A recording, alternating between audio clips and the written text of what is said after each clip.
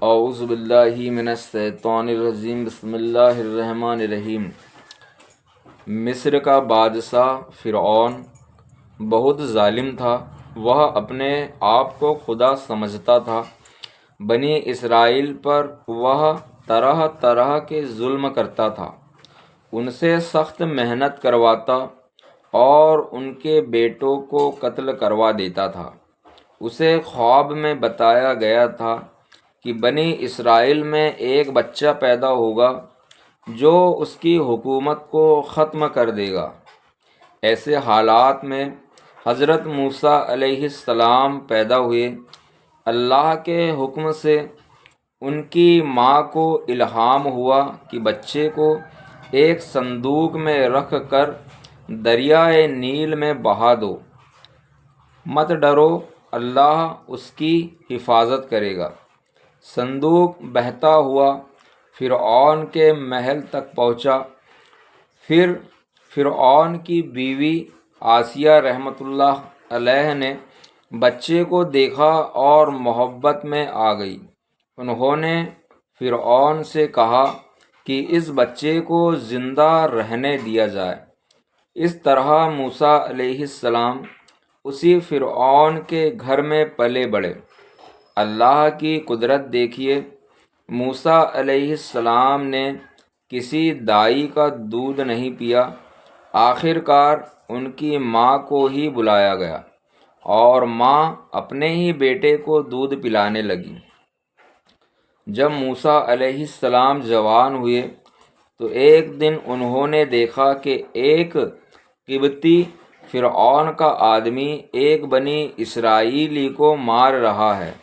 موسیٰ علیہ السلام نے اسے چھڑانے کے لیے ایک مکہ مارا، جس سے قبطی کی موت ہو گئی۔ یہ ایک غلطی سے ہوا قتل تھا۔ اس ڈر سے موسیٰ علیہ السلام مصر چھوڑ کر مادین چلے گئے۔ مادین میں موسیٰ علیہ السلام نے ایک نیک آدمی حضرت شعیب علیہ السلام کی مدد کی۔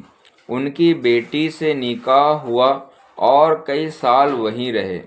ایک رات جب وہ اپنے گھر والوں کے ساتھ سفر کر رہے تھے تو طور پہاڑ پر انہیں آگ دکھائی دی۔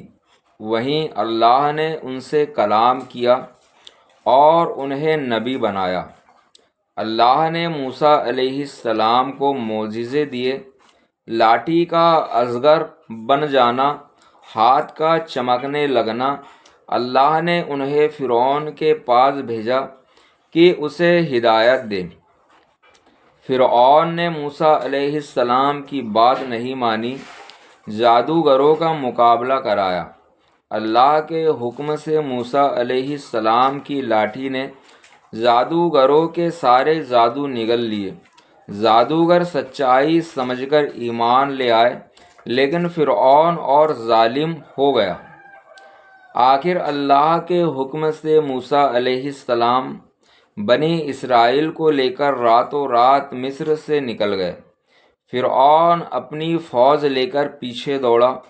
سمندر کے کنارے موسیٰ علیہ السلام نے اپنی لاٹھی ماری، سمندر دو حصوں میں بٹ گیا۔